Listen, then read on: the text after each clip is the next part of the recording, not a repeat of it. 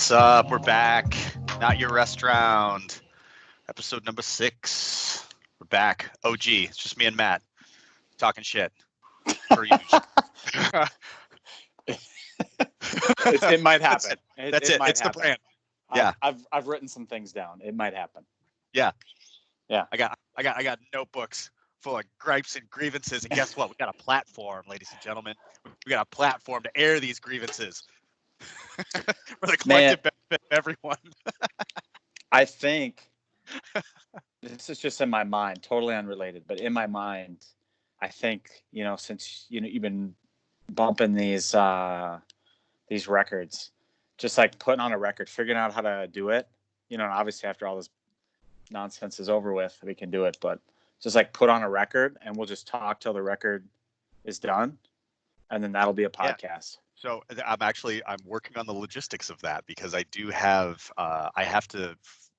there's a program that comes with my record player upstairs that it does actually connect to USB. So I have a program, it's just on another laptop, then I can actually get through the system audio and everything like that, and we can have it as part of the production. We can play some real records, talk about the thing. It's a little passion point of mine. I got some weird shit in my collection.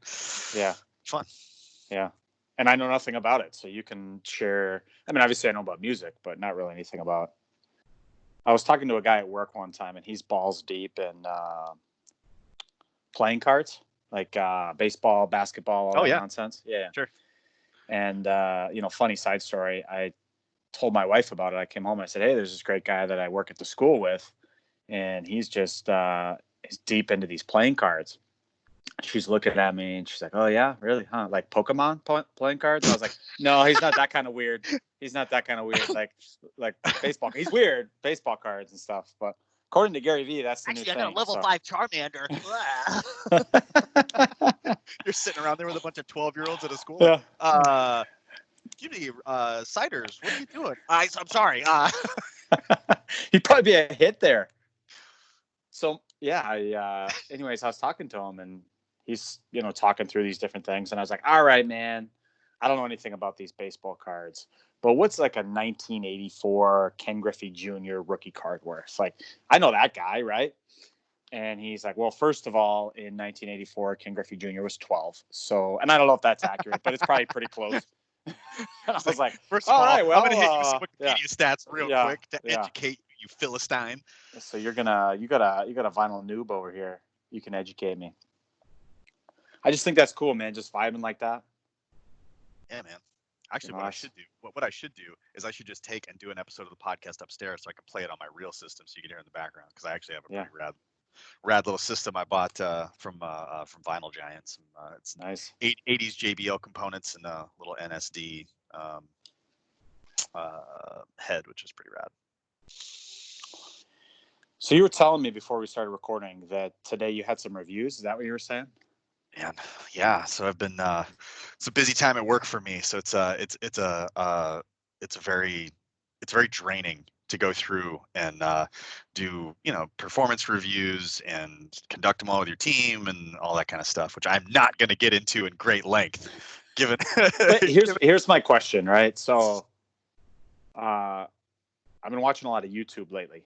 Right. I work 12-hour shifts and I'm kind of just on standby. So I'm Jason Statham. I'm the transport guy. This is something we figured out where anytime somebody needs somebody transported, that's what I do. So I just sit and wait. So I've been spending a lot of time, watching YouTube, things like that, waiting for my next transport. And I've gotten into these, it popped up on my Facebook, this $80 million house in LA County. Check it out. And it's usually like an investment banker, a realtor, somebody maybe who built the property, who's showing the property and says, hey, this is why it's this much money.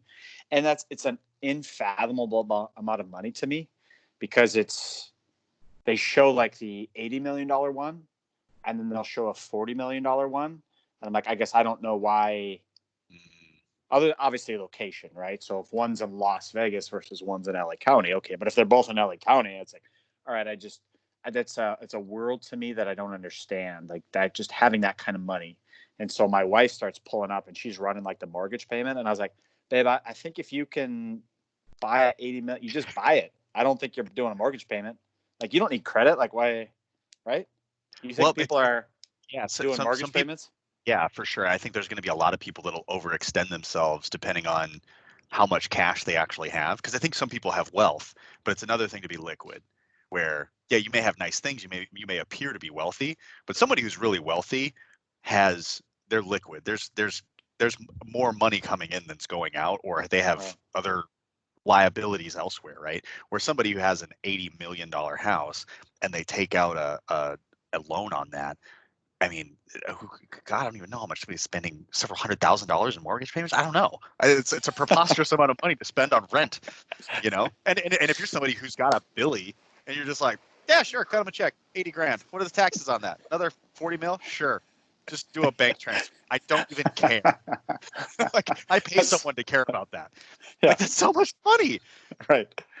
Yeah, it's just like the lifestyle where I was so we were eating dinner the other day, and we're going around and we're asking these questions. So this hippo horse question got me deep diving into the internet. Is hippo turkey, not hippo horse? Well, yeah, it's there's various versions, but that's one of the entertaining ones, which is between. Man, I think in the future I'm gonna ask that again, but I'm gonna have to rewrite it because, and I don't know, maybe I'm gonna have to get some stats because I thought George said something like, well, a turkey's basically the size of a hippo, and in my mind, I'm like, yeah, I mean, I guess they're big, but turkeys are not nearly. I mean, hippos are huge, right? Hippos are huge. A hippo is like a VW bug coming at you and trying to eat you. Like, they're the most deadly animal in Africa. It's like the most dangerous animal because they will straight up charge you and kill you because they're so protective. And if you're anywhere near the water, they can get you. Plus, they can get you when they get out of water. And they're just mean as shit. Whereas a turkey may also be mean as shit, but you got to get pretty damn close to that turkey before it's going to start slicing you up with the talons. Now, if that thing is the size of a VW bug, I am running far away from that fucking turkey, man. Like, that is like a C-rated horror movie to me. Is a giant gobbling psychopath turkey. Like, get me out of here. Just peck you to death. Yeah, but if there's a bunch of hippos running around and they're just like squeaking and stuff like that, I feel like you can start like drop kicking those things. So it's I'm looking up, what is this? NationalGeographic.com. It says size relative to a 6-foot man. This thing's on all fours. This thing's basically staring you in the eyes, and it weighs anywhere from 1.5 to 4 tons. That's a scary fucking turkey, man. Yeah, dog. I think. Okay, so like, if you have some, like, maybe you got a big ass katana sword, and maybe you're real nice with that sword, and that turkey's coming at you. They got such small little heads. If you can take that thing off at the beard, like the Witcher, and just like, Gah! And just get like one good strike, you're good. But otherwise, if that thing gets within like range, those big ass feet and that big pecking ass beak, it'll just peck your eyes out and just eat your guts because it's a dinosaur. It's basically a dinosaur. So people may not know, but you got this kind of sword background. I mean, is anybody doing that? Like, what's the percentage on a shot like that? I mean, are we doing Crouching Tiger, Hidden Dragon shit where we're flying across rooftops and? So, okay, can anybody hit that shot? I mean, I don't think anybody can hit that shot. No. But if you got somebody who's not, like somebody who's done kendo or has done some sort of like sword training, or maybe somebody who's like, I don't know, has been to a batting cage or golfs or swings a stick at things, maybe they got enough hand-eye coordination. But if you got what's it, Michonne, the chick with the katana swords from Walking Dead, yeah, she's gonna fuck that turkey up. She'll fuck up all those hippos too, and she'll just slice them up. But she's a 1%er of 1%ers with a sword. Right. If you're just like, okay, here it is. So you're just a guy. Here's what we're gonna do. Here's a katana sword. Behind that door is a 7-foot turkey. We'll give you $1 million if you kill that turkey. Otherwise, we're all gonna watch it eat you. All right, here you go. I'm taking that turkey. Man, so these questions come up, right? Is like, would you do X for $1 million, right? And I feel like that was when we were kids. So due to inflation, what would the price be if somebody said, hey, you got a sword, I got a sword here, and I got this 7-foot turkey behind the door. Yeah. If you go out there and you kill it and you come back through the door, just you, X amount of money. How much does it have to be for you to be like, hell yes, I'm doing it? So, couple stipulations. Me, I have a background. I have at least a somewhat functional background of swinging stuff with sticks of a few different things. So I feel pretty confident in my ability. I own a couple of swords. I feel like I could do okay. I think it's going to be less money than you'd think, just because, one, I think I could run pretty fast, and two, I've got enough experience with swords, and I think I've thought about this. I feel like I would do it for. I think I would do it for $1 million. If it's less than $1 million, I also negotiate for a living. I'm gonna get $1 million to fight that thing. If it's more than that, it's crazy. But if it's an arena and it's like televised, like, all right, we're gonna watch old neck tattoos try to take down this turkey for $1 million. Like it's a halftime of like a basketball game where you're gonna try and shoot a half court shot for $1 million. Yeah, I'd probably do it. Because worst case scenario, you go out like an absolute legend. Okay, I don't know about that, but I mean, depending on how bad. If it's absolutely, I mean, they're gonna remember you, but it might be one of the most embarrassing deaths, especially for like, it would be entertaining. I don't think people are gonna not tune in. So you're into these make 'em ups, like what's the dragons and all that. I heard that on the Joe Rogan podcast. The whole make 'em up. He had a comedian on, and he was like, "Yeah, you watch Game of Thrones?" And I think it was a gal. She's like, "Yeah, I can't do the make 'em ups where they just make 'em up, and they're preposterous, right?" And I get that, because you're like, I watch these shows. Like my son watches these shows, and they're very much make 'em up shows, and I have a hard time following them because I'm like, that's not even possible. It's not even possible to do that. Why are we watching a show like that? And of course, I get into fantasy too, but sometimes it's too much. So these make 'em ups. So they got Thor, the mountain guy, right? You know who that is? Yeah, the mountain, right?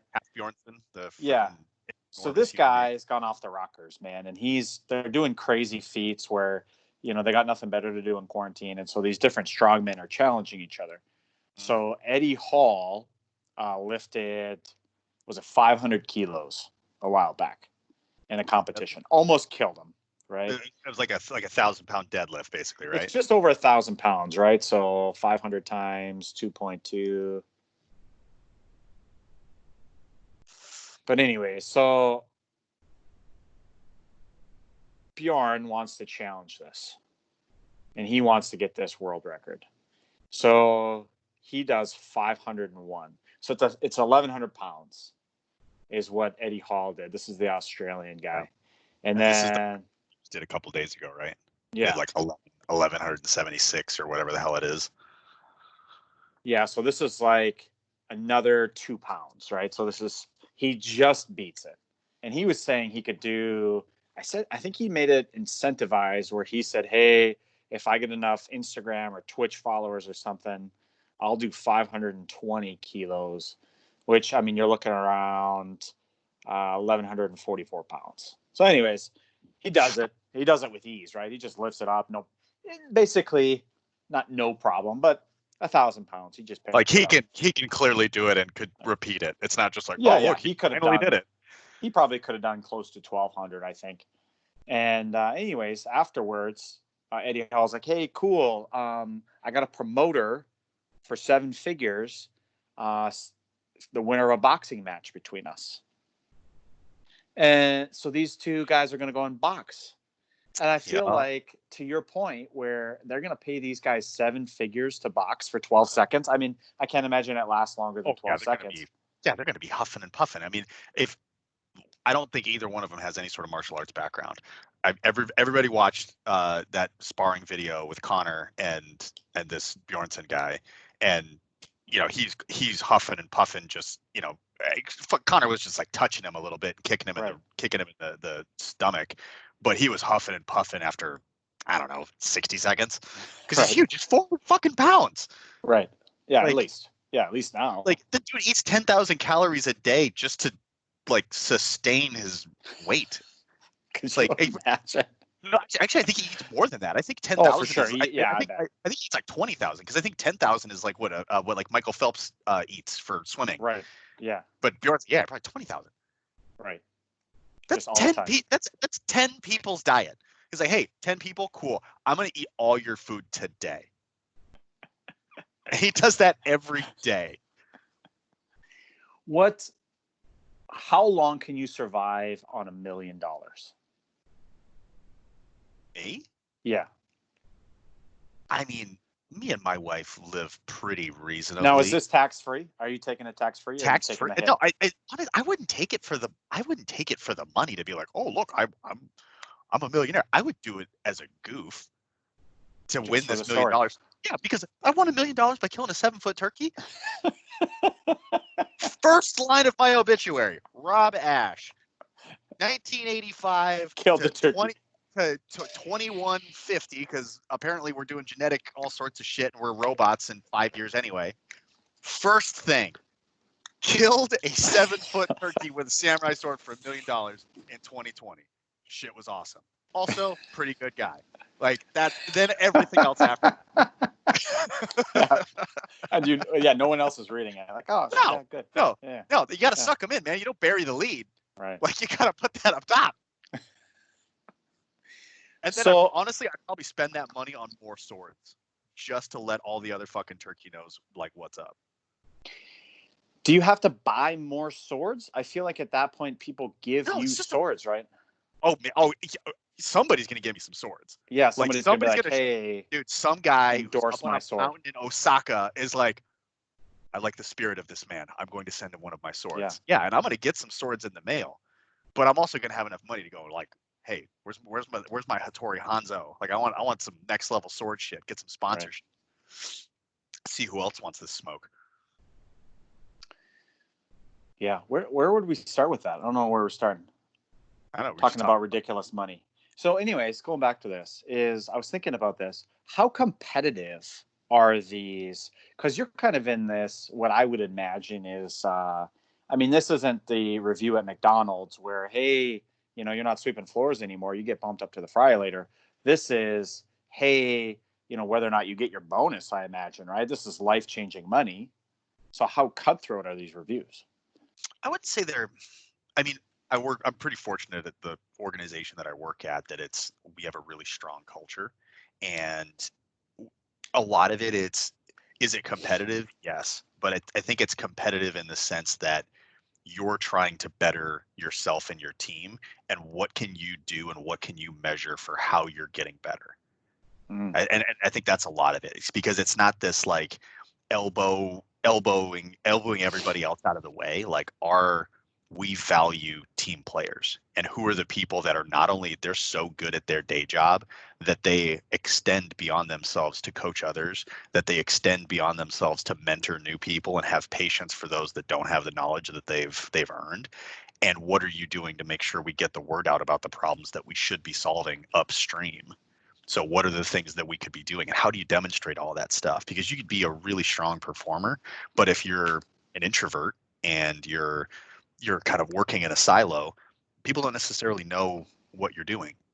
They don't know how, and it reduces the amount of impact that a person can have. And so, when we look at evaluating talent across the board, I work in a sales organization, so there's a numbers component of it, and then there's also a culture component. And what are you doing to level up your skills? Similar in jiu-jitsu, where you're saying, hey, we have our curriculum, we have all of these different kind of things that we look at, and measurable things, and kind of more subjective kind of observations, and looking at developing people. And we have there's parts of that in my job too, and working with sellers and professionals and trying to help them up level their skills and specialize in certain areas, make sure that they've got performance, that we're thinking about all the different things that you need to in order to run a successful business for a really big company. And it's similar in trying to you have to create a standard, and then you have to hold people to that standard, and then you have to improve the standard. So it's always a constant thing, because when you work in technology, like you can be irrelevant in 6 months. That's how fast it moves, right? And I think you're starting to see that now in jiu-jitsu and martial arts. I mean, you look at, MMA 5 years ago to MMA now, it's just there's so much more access to information, and the things that worked 5 years ago may not necessarily work the same way now. You look at competitive jiu-jitsu, and the game evolves. It seems like every 6 months there's something new, there's new things, there's counters, there's reactions, things that used to be more prevalent kind of go out of fashion, and then they come back into fashion because people forgot about them. It's like a cyclical thing, and I think business is like that too. And when we're doing that with like my team and kind of collaborating amongst a group of people, it takes a lot of daily work. Like you have to be assessing and communicating and collecting feedback, taking feedback, applying it, seeing if it works. Like it's an ongoing process. And I think that it's interesting to see that, because especially with my hobbies and the things that I like to do, I try to apply those kinds of, I'm really big into growth mindset kind of stuff and learning and develop in general, just in my personal life, and trying to take that, apply it professionally, but then also apply it to the things that I like to do in my personal life, like jujitsu or music or whatever it might be.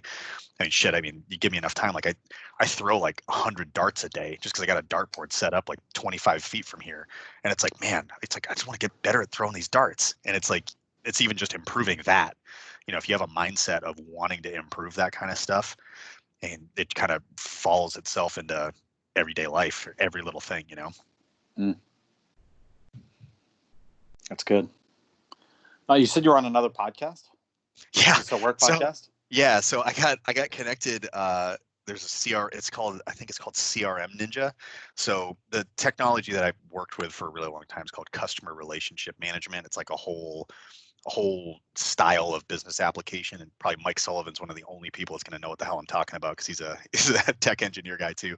But so this guy has this podcast in Europe, and one of my friends was on this podcast recently and nominated me to be on it. But basically the whole premise of the podcast is to go on there and tell a story about a time when something like basically shit hit the fan, like something went poorly, and then what did you learn from it?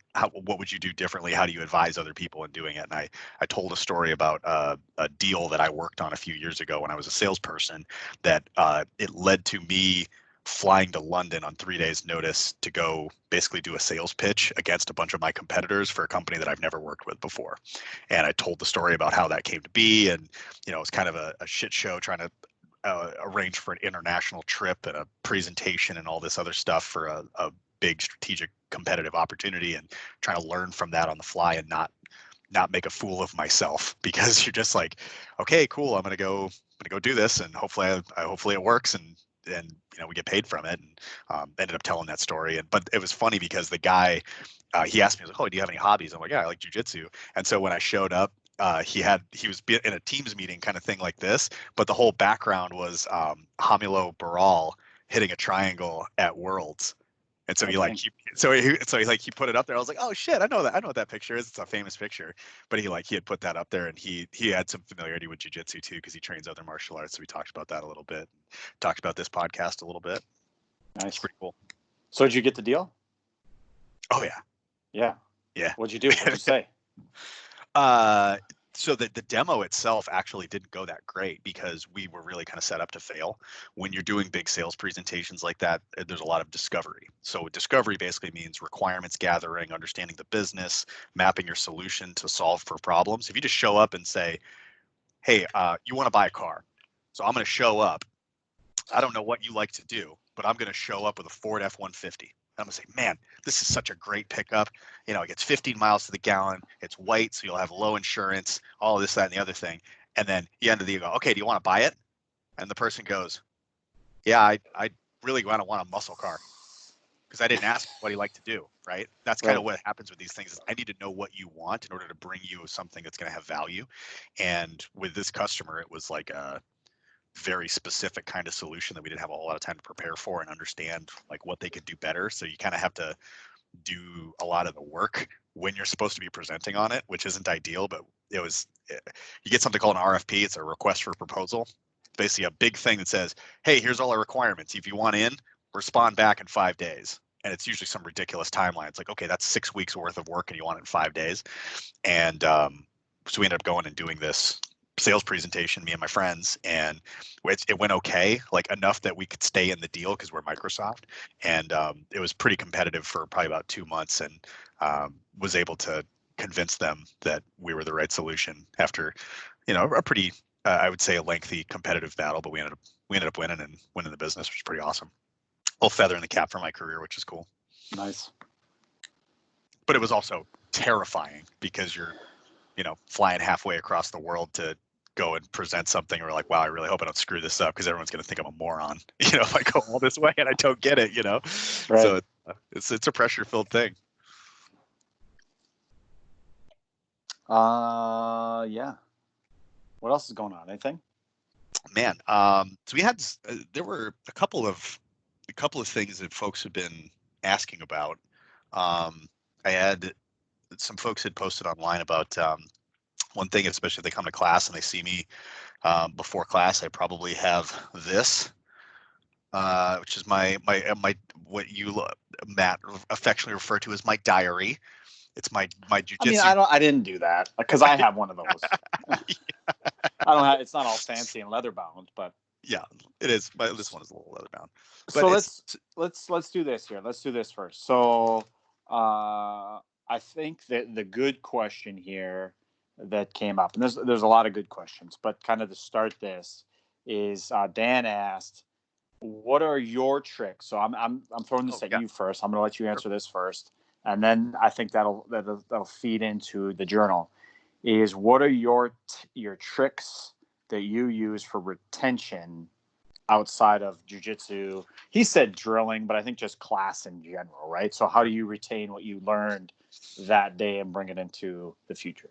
Sure. So I love this question because, especially tying into the growth mindset, learning and development stuff, this is really relevant because jiu-jitsu is so complex, and there's the names are complicated, the techniques can be complicated and varied. You're getting thrown all this information. If you've ever gone to a seminar, I mean, you're getting thrown all this information in 3 hours, and you're like, how am I going to retain all this information? And for me, there's some tricks. Like I happen to be pretty fortunate that I have pretty good memory and a pretty good recall for things, and have, but there's some techniques that I've learned through, there's a book. I don't know if I have my copy of it. Yeah, this book. So I tell people this book right here, it's called The Art of Learning, written by Josh Waitzkin. So Josh Waitzkin is a very famous figure in a lot of different worlds. He was a chess champion. He was the title character inspiration for The Search for Bobby Fischer, the chess movie. He is also a Brazilian Jiu-Jitsu black belt and co-owns Marcelo Garcia's academy in New York. He is straight up brilliant. He's multiple world champion and a few different martial arts, and a chess champion when he was just a child. But he talks a lot about. Hold on a second. Now you may have a different opinion on this than I do. This might be a hot take. I'm not taking away from this. I'm not taking away. I know what you're gonna. I know exactly what you're gonna say. I'm not taking away from what this guy says, but I have an issue with certain things. And when he says I'm a world champion in push hands Tai Chi, I mean, I don't lead with that because you're going to lose me. Understood. Fair point. But he is also what's called a polymath, and a polymath. Yeah, he has other things. Yes, yeah. This is the thing. He picked this up. He was already a grandmaster at chess, and then decided to go and do this. Let's just call it questionable martial art before he started doing jiu-jitsu. He got really good at this questionable martial art and won at a world championship level. Take that for whatever it is. But he also got his black belt from Marcelo Garcia, which is what I prefer to focus on. Now he's getting really good at surfing, because I just listened to another interview with him, and he's doing the same shit with surfing. So he's been very heavily influential on Tim Ferriss, who's another guy who talks a lot about skill development, stuff like that. But he focuses a lot on trying to break problems down into smaller components and then align them within a system. So a lot when he teaches chess, he removes like most of the pieces on a chessboard, and you only have like 4 squares with like a pawn and a king. So you understand the basic mechanics of how does a king move, how does a pawn move, how does the pawn take the king. So you understand how to win the game in a very small, limited rule set, and then he starts to expand outward. That's where you start to retain more large systems-based knowledge, started with the most primary fundamental things and then building off of that foundation. So when I think about that for retention, think about whatever you're trying to solve, whether it's a technique or breaking down your game, or if you're just trying to learn another skill, learn the biggest, like understand the biggest boulders first, the biggest building blocks first, then start to fill in the gaps with more nuanced things. So understand the really core concepts and fundamentals and then build off of those. When you talk about memory retention, I think about trying to think in terms of threes. So a lot of my curriculum and the moves that I teach will have no less than 3 parts. And if they're more than that, I'll break them into more pieces to show smaller portions of more complicated things so that you're getting smaller doses of things, right? And I'll try to break things down into smaller like words. So instead of saying like right hand, left hand, I'll say inside hand, outside hand. That way you can flip it between one side or another and it'll be the same thing. Whereas if you're just doing it with right or left hands, grabbing a technique or something like that, it's only going to work if you're set up in that same scenario and you have to plan for that ahead. So if you're doing a system like we talk about the guard system that I've been working on with Matt's help, it's very set up with one side in mind, but I still will explain it with inside, outside, or other positionally related terms as opposed to right, left, because they can be flipped around and people get confused. So trying to think about things in terms of relative position is helpful, but the biggest thing in terms of retention, I've been talking a bunch about this stuff, the biggest thing for me is writing shit down. Write it down simply and write it down consistently, because the actual analog writing for me, that helps a ton with understanding what I'm doing and why, and then I can go back to and refer to it. I've been doing it basically since I started jiu-jitsu, and I think it's been probably one of the number one thing that's helped me is being able to have that recall of the specific systems that I've learned and then trying to connect those things later, even if I'm not catching it all at the same time. Because I was going to seminars and doing a lot of stuff when I was a white belt and doing things that are well above my skill level at the time, but I still have access to all the content because I wrote all this shit down. And then I can go back to and look at it and go, oh, cool, I did this Eddie Bravo seminar learning about leg locks before I even knew that it's still a freaking 1-2 stripe white belt. But then I can still go back and look at that seminar and go, oh, okay, interesting. He was doing this. This is actually similar to this other thing that I learned, and I can connect those dots later. So for me, having that record of stuff is really cool. But I can go back then, I've got my grappling dummy here, and I can go through and drill stuff from class or prepare for classes coming up, get new ideas. But it all comes from being able to write those things down and try to organize them in a way that, and if it's too complicated, just simplify it. Like always do less. Like that's for me, because you're only going to remember like 10% of the stuff anyway. So get the most important 10% and you'll retain more of and be able to put it into practice. So how do you approach this then from a retention? Because I think you look at things a little bit differently than I do. Because I'm approaching this from like nerd status. Yeah. So I think what I'll answer that. We're gonna talk about some things first.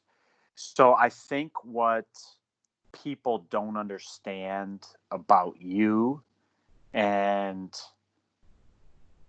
is, there's this, I don't know where I heard it. I think I read it in an article first, but there's different versions of this out there, right? And it's this idea of motivation versus discipline. So a lot of times people think about motivation. All right, I'm motivated. I need to get motivated to go to jiu-jitsu. I need to be motivated to train. I need to be motivated to make notes. I need, all this motivation stuff, right? And if you only go to jiu-jitsu when you're motivated, or you only train or do notes when you're motivated, you're not going to do it, right? You'll do it a little bit. You'll do it every once in a while, but it's not going to be something that you consistently do. You need to have that discipline. And I think that's where this really works well for you, because you're a very disciplined person. Right. And like one of the examples, I'm probably going to just totally mess this up, but you were telling me you were trying to learn this new type of guitar playing, like country music or something. And we were talking it out, and you're like, yeah, so I've set aside this time in my schedule, and every day for an hour, regardless of what's happening, I go and I practice. Like, that's what you need to get into this system is like, hey, retention outside of. And what really impressed me was when we went to that Gordon Ryan seminar last winter. And something that I've been watching a lot of YouTube videos, is I've always enjoyed training, not so much like the competitions, but like, how do these people live their life? How many competitions do you do a year? You probably do maybe one every weekend, but it's only for a few hours. What are you doing the other 6 days of the week? I want to know about that. That's what's fun for me. And it's alarming. I think, just face value, you think, okay, most people like Gordon Ryan, for example, he and his team, they're probably training a couple hours a day. Maybe they're doing that routine where, they come in for the 6 o'clock class and they stay till 10. And that's their life. And they do that 4 or 5 times a week, and they consider that good. Well, he broke it down, and he said, and this is how this guy got his black belt in 4 years, is he said, we train every single day of the week, right? So he'll say in an interview, and the last one I heard, he said this is, we train twice a day, Monday, Wednesday, Friday, and then once a day on Tuesday, Thursday, Saturday. And then Sunday's kind of a free day, but they train anyway on Sundays. And he said, so the days that I do jiu-jitsu twice, I won't lift weights. But then on the days I only do jiu-jitsu once, I'll lift weights as my second session. So you got to imagine that's probably, I would assume, if he's going to, well, he used to drive into the city. Mm-hmm. Now he lives closer. But if you're going to take all that time to drive into the city, you're not going to one class. So you're probably doing at least a 2-hour session. You look at the Unity guys, mm-hmm. Their pro sessions are usually at least 2 hours, and that's just the documented time. It's usually 3 to 4, right? Yeah. And so they're probably sitting chilling afterwards or still drilling stuff. They might be on the mats for 3.5 hours, but they're only training for 2, but they could still be, sitting and doing stuff. That's like how it was at Enzo's when I was there. I was there for 2 hours, and then everybody was doing a private session with John at a group right immediately afterwards.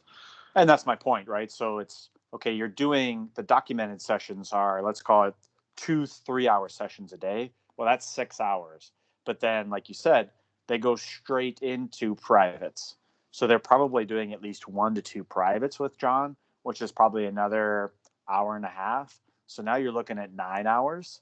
And Gordon said, what separates him from a lot of other people is this mental game.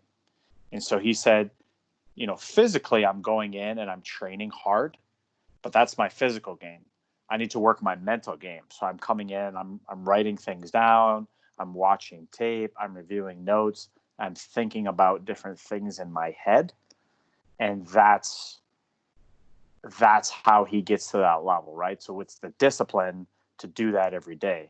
Because, I think he was just talking shit after the ADCC, where it was very common before where you'd have these guys who'd come in, they'd train like the 3-month camp for Abu Dhabi, and then they would take 3 to 4 months off.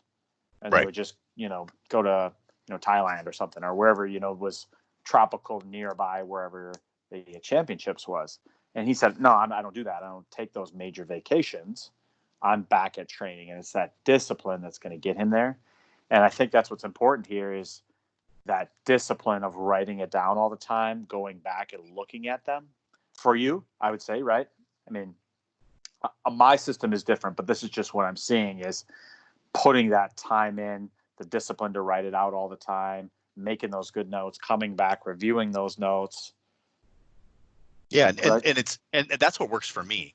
But I know there's other people that approach it differently, who would they can look at that and it's a difference. Like Jay-Z, the rapper, famously never writes down any of his stuff because he's like, if it doesn't stick in my head, it's not worth it. So he approaches it differently because he wants to have that recall purely from memory and not relying on this. For me, it's always been about, if I write it down, I can sit and think. I don't have a full-on crazy photographic memory, but I can remember full sessions that are in this notebook. I remember who my partner was. I remember what the techniques were, and they're just random classes that are stuck in my head. I don't think that would have happened had I not written it down. And I've done this for anytime I've traveled, any rolling session that I've had, you know, anytime like I have all that stuff. It's a backlog of things, and some of it's practically illegible. But the fact that I took the time to go and write it down, it's like it's solidified in my muscle memory and my muscle fiber. It's like it's there now. That's what works for me. And I do the same thing when, you know, like I pursue other things, you know, whether it's cooking or, you know, the music, whatever it is, like it's all the same process. I just am doing it for that thing. Like there's a famous Miyamoto Musashi, who's the famous swordsman. He wrote the Book of the Five Rings. Once you see the way broadly, you see it all things. Like if you master one thing, you know how to master something.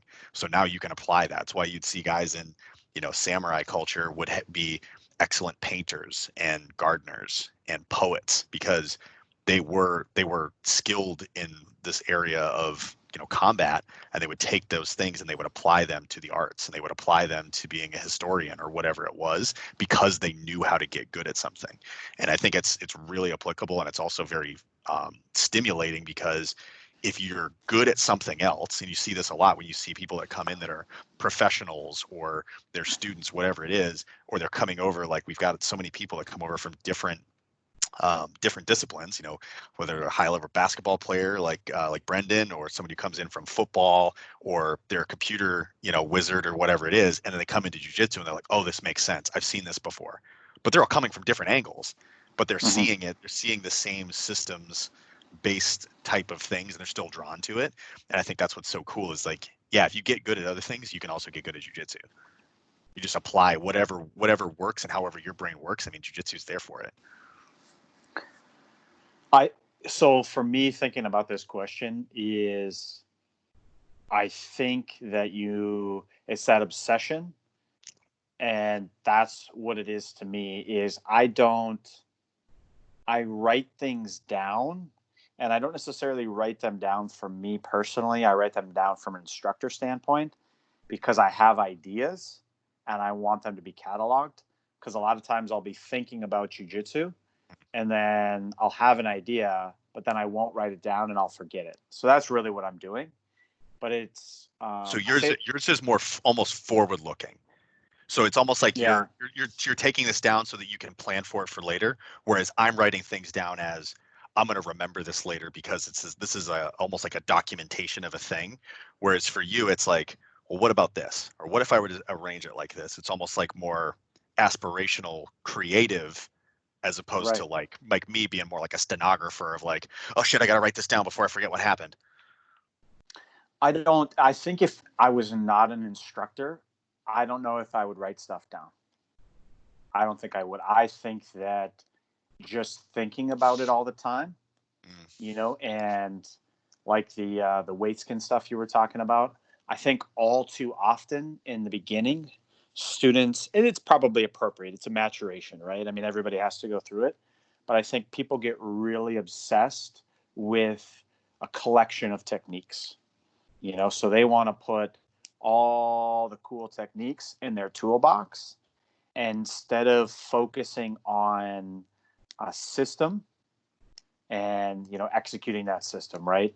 And so we'll get into it. There was another good follow-up question to talk about game, and I'll apply it to that, what I mean. But you know, I'm very selfish about what I let in, right? So I may go to a seminar, I may go to a class, and I'll be like, oh, this is cool, but this, I not that I'll never do it. I don't like to talk in absolutes, but it's not for me right now, and so I don't retain that. And so then when I think about my jiu-jitsu, I get obsessed with positions to the point where I think about them a lot. You know, like the latest one was, and I talked about this before, but this was probably February, maybe even January. So Dave Tofty, Black Belt Dave, I was rolling with him, and he kept just annihilating me with this cross choke. And what would happen is we'd kind of get into this reverse De La Riva. I want to play half guard or guard, and we'd just kind of end up there. And then he would start getting these grips on me, and he was just choking me. And I was like, man, what the fuck is going on? Like, I can't beat this, right? And so, in that kind of old adage, if you can't beat them, join them. I was like, man, I love the idea of like the simplicity of this, where it's built around just finishing somebody, right? And the idea that it's the Bruce Lee thing, where I don't fear the man who knows 10,000 kicks. I fear the man who knows one kick and has practiced it 10,000 times. Like, that's what impresses me about jiu-jitsu.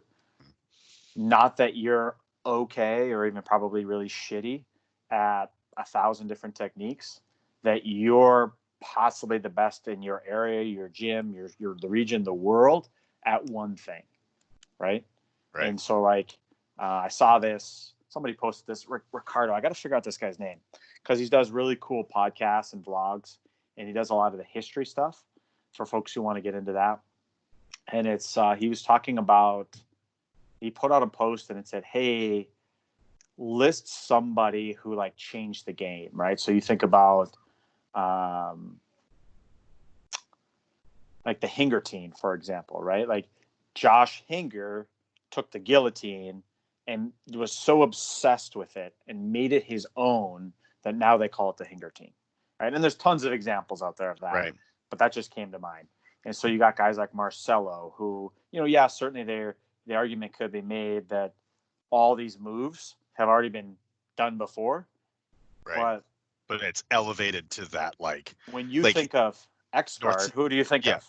When you think of butterfly guard, north-south choke. Like, right. He's the and guy. So that's impressive to me. So it's like this idea of this choke. Okay, so I became so obsessed with that choke, where that's all I thought about. It consumed my thoughts, and like keeping me up at night type stuff, where, okay, man, like I got it to work twice today, but I missed it 3 times. Why did I miss it 3 times? Yeah, right. And then thinking about, okay, what's next time I get the opportunity? How can I change that?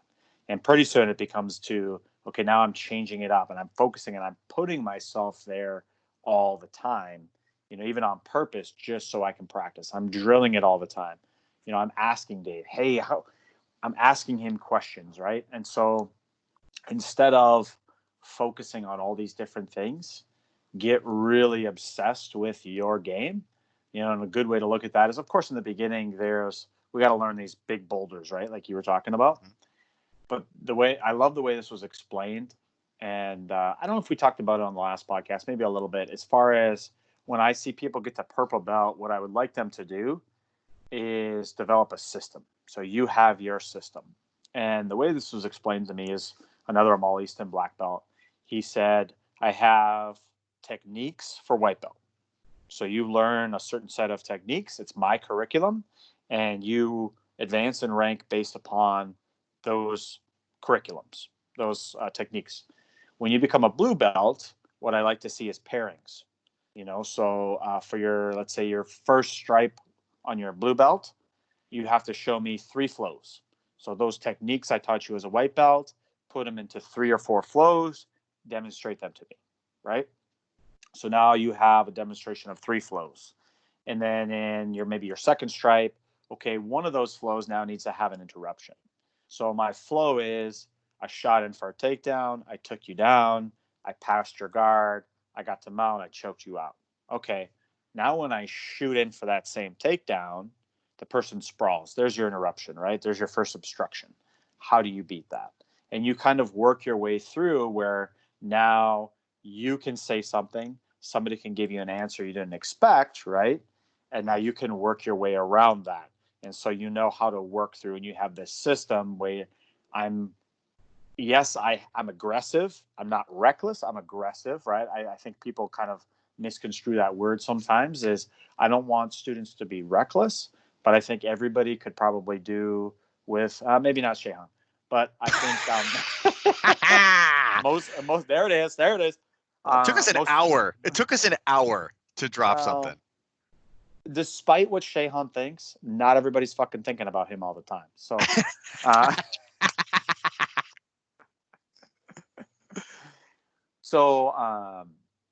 yeah, I think most people could deal with being more aggressive, right? And what I loved about, going back to that Daisy Fresh thing, that was a documentary they did on Flow Grappling. is they had a guy in there and he talked about, and again, I think, different people have said it. This just resonated with me. Is he called it buzzsaw passing, and you see this with the Mendez brothers as well. And they talk about being aggressive when they're passing, and it's not like I go for one pass. It's very side to side passing back and forth, and slowly wearing somebody down. But it's not slowly wearing somebody down with necessarily speed. It's a lot of pressure, right? And I'm overwhelming you with pressure and just relentlessness. And eventually you're not going to be able to catch up with that, right? Eventually I'm going to get through your guard. And just that discipline, not discipline, just that perseverance, right? That I'm going to get through, you're going to decide, right? And that's same with now when we start seeing these obstructions, I need to have a system in place so that it's not like me throwing up an armbar and then you defend the armbar. And I'm like, well, shit. Okay, well, now I'm going to go for the triangle. It's I go for the armbar, you defend it, and now I triangle you. That's what I want to see as blue belt. But now as we get into purple belt, this becomes where it's your thing, right? So berimbolo is not on our curriculum. But as a purple belt, and even before, but as a purple belt, if you want to do a berimbolo, cool. But now in the purple belt tests, the first one is you need to take 20 techniques that aren't on the curriculum, right? Or maybe are modified by you, and you demonstrate them, right? And now in your second stripe, or as you progress through the belt, you start to put those into a system and you say, okay, I'm going to use this berimbolo. I'm going to do a guard pull into a berimbolo, to a back take, to a choke. That's going to be one thing. Okay, well, what if the person doesn't go down? What can I do there, right? And so what you start to learn is that, and you can even do this once you've done it enough, you can start doing this subconsciously. And this is how I look at it is, let's say you really like to play spider guard, for example, right? And so you're a big lasso player. So you're playing a lot of lasso. You like to hit a sweep, maybe a triangle omoplata, get on top, and pass. Well, berimbolo is probably not going to fit into your game. And what you're going to quickly realize is that you're going to start going for berimbolos, and you're like, man, this isn't my game. I don't really like to attack the back. I like to get on top. I like to force chokes. I like to have them maybe turtle and attack the front headlock.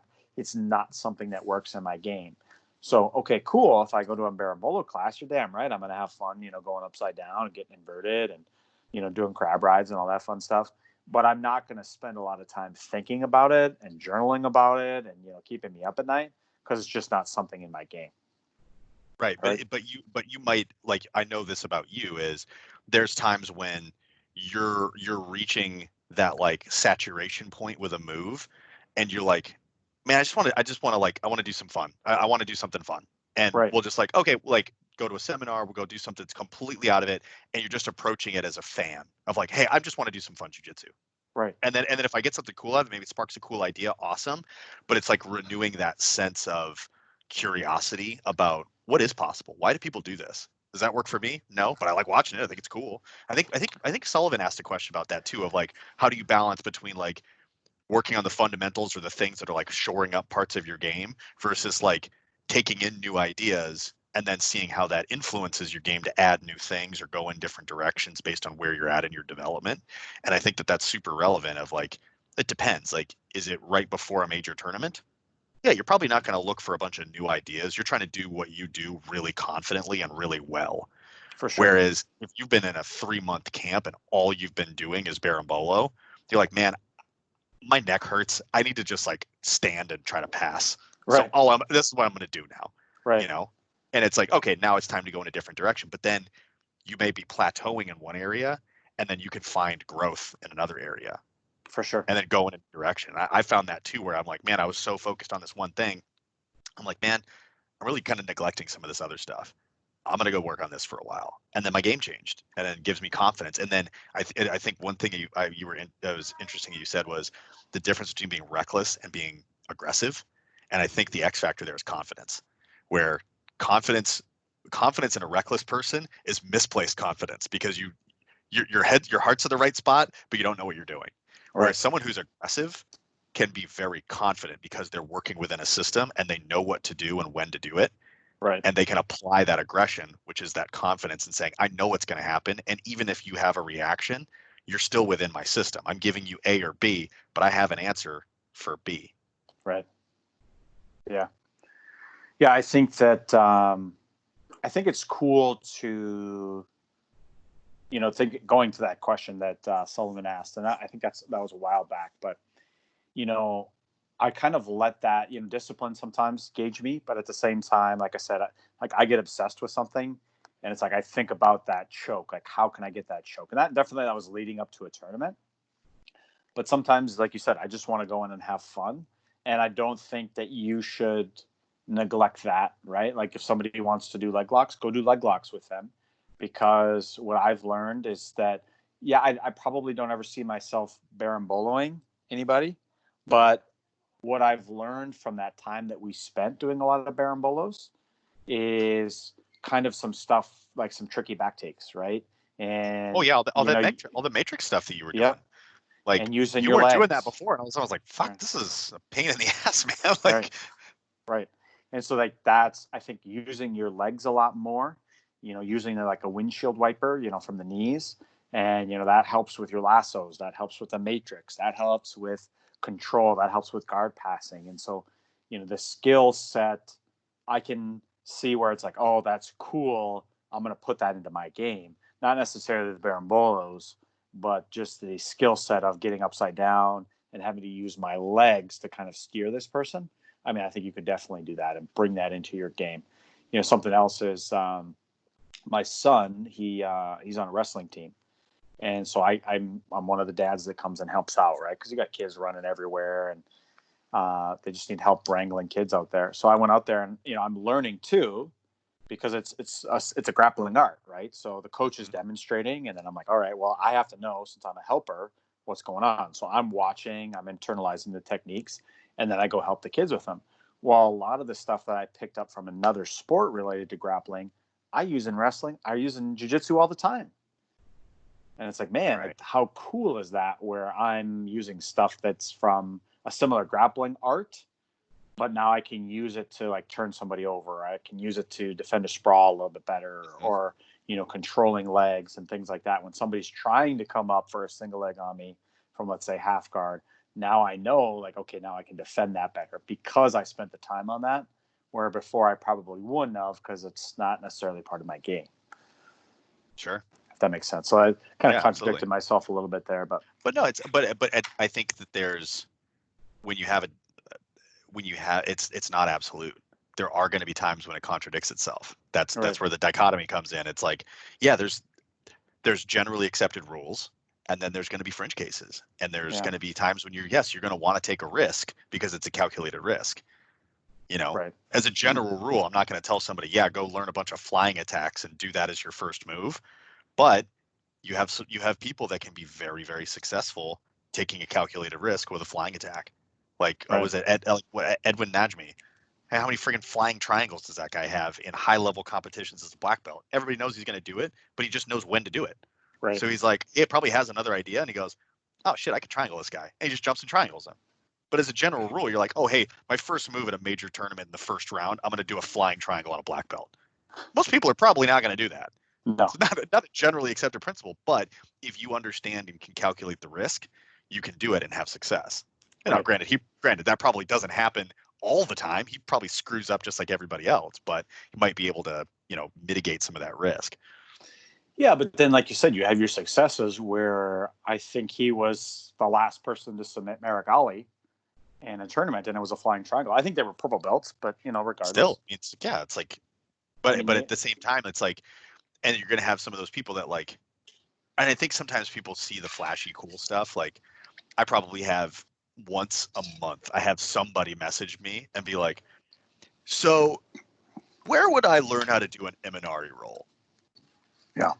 And I have to say, well, I have a couple of questions for you before I answer that question. Can you retain your guard? Because if you can't do that, it's going to be really difficult for you to hit an Imanari roll for any reason whatsoever. So let's hit pause. Do you have some basic fundamental skills? If you do have those fundamental skills, can you attack the legs? if you can attack the legs, can you sweep? Can you feel comfortable getting into these positions? Like there's all these prerequisites. And if you get all those prerequisites and you're like, yeah, and I'm really comfortable inverting and this is a cool attack for me. And I want to be able to learn how to do this because I think it'd be cool. It's like, okay, if you have all those prerequisites, yeah, then maybe now it's time you can learn some flashy shit because it is fun. Man, I got to be honest. When you started talking, I was like, what a fucking downer.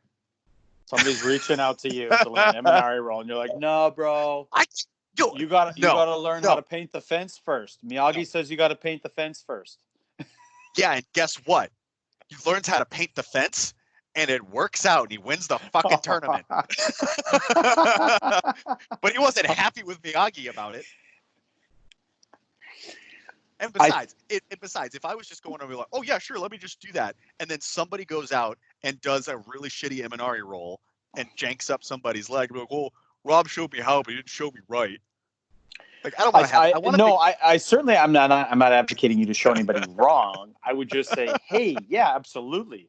I would love to show you that, and I would love to show you some really awesome examples. But here's a few caveats, right? And where this is going to get super sticky for you is if you don't know how to basic guard retention, this is going to go south real quick. Yeah. Right. And so it's not going to be fun. But I wouldn't close the doors right away. No, it's not closing the doors. It's saying, hey, in order to do these things, you got to be able to do this other stuff. Because frankly, You're not going to be able to get to this position anyway if you can't. So, did you already talk about the journal? You talked about your journaling routine. No, you cut me off. So because we were gonna do this. Well, we were setting this up. So some folks ask me, what do I write down in the journal? And there's a couple different things. So like part of this, so again, I teach the fundamentals class, level 1 class. So a lot of what I'm doing in level 1 is I'm writing out what techniques and what the flow is for the class. And I usually I don't reference this when I'm in the class because I'm doing all the prep work. You know, you and I meet and we'll kind of go through what we're going to cover in the week. I do demos and stuff at home or with you. So I'm doing all that prep work before class. But when I'm writing it, again, it's a retention thing where I take the notes and then I write down what I'm doing in the class right before I start class because that's my retention for the class. And I don't have to go back through and look at it again. That's part of the reason that I'm doing that for the level 1 class. But when I do the level 2 class, even though I know what you're teaching, I still will go through and after the class is done, I'll go through and I'll write down the major points of each move. So I'll grab an example. So this is just from last August, level 1 class, level 2 class. So level 1 class just says warm up, first technique, mount escape, knee to elbow, leg post, and buck and roll. So just some mount escapes, a couple of different options or obstructions, maintain mount drill, and then 3 60-second rounds at the end of class. So it's really simple stuff. There's not long flowing notes. It's very short little bursts and bites of techniques. That's it. Then for your class, spider setup, maintain spider, move side to side, create tension. So I'll write down little reminders for things like that. Create tension is a common thing for any techniques that we're showing because it's a general principle when you're getting grips on things. In order to get it to be effective, you have to have tension in it. So I'll write little reminders to myself in a given technique of, hey, remember this piece. This is important. This is a big fundamental thing that I need to remember. I'll include that stuff in there. And then, I'll write, if there's an additional technique like mount, move to full or back into spider guard, and then training.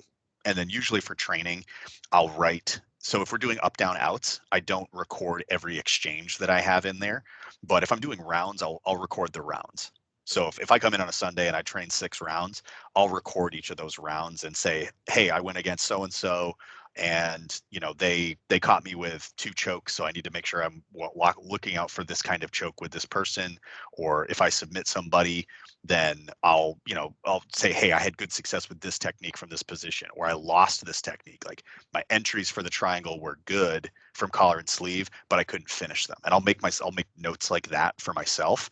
Or like like if I submit Sheihan or something like that, I'll like put a big star by it and then circle it so that I can refer back to it later. Does that get old just doing that every day, or is that? No, never. Feels good. No, it feels great. Yeah. Do you go home and tell your wife that? And she's like, "Yay, we got him! Got him! Like good guys, got that motherfucker!" and then when you twist the living shit out of my leg for something, Oh boy!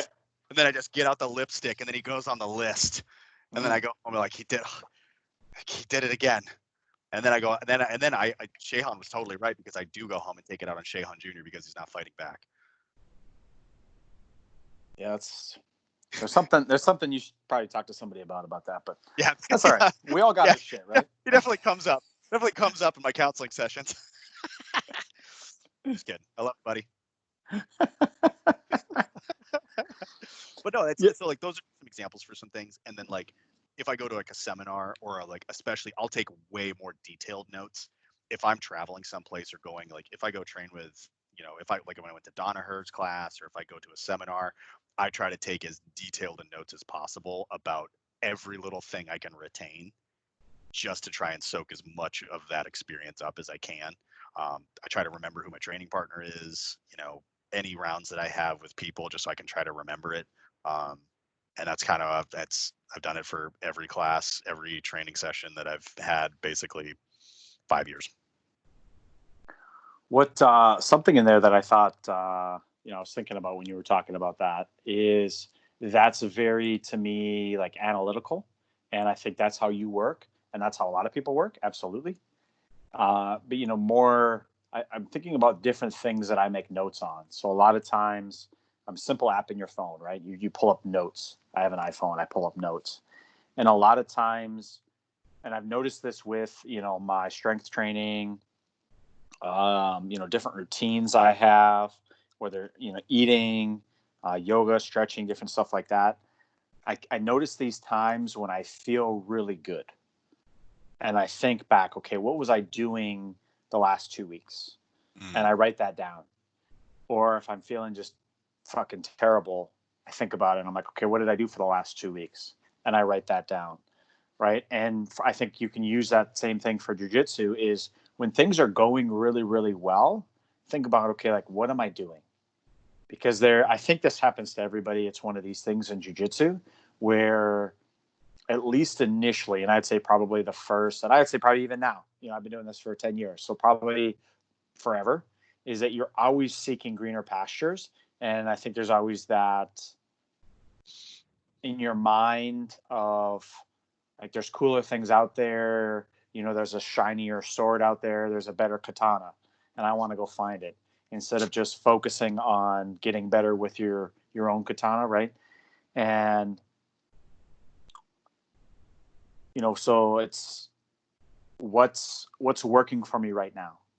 And like I said, what's going to happen is you come back to it because you're gonna inevitably. I don't know if George said that or you said that on one of our last podcasts, but things that I was just killing with when I was a white belt and blue belt, I went away from.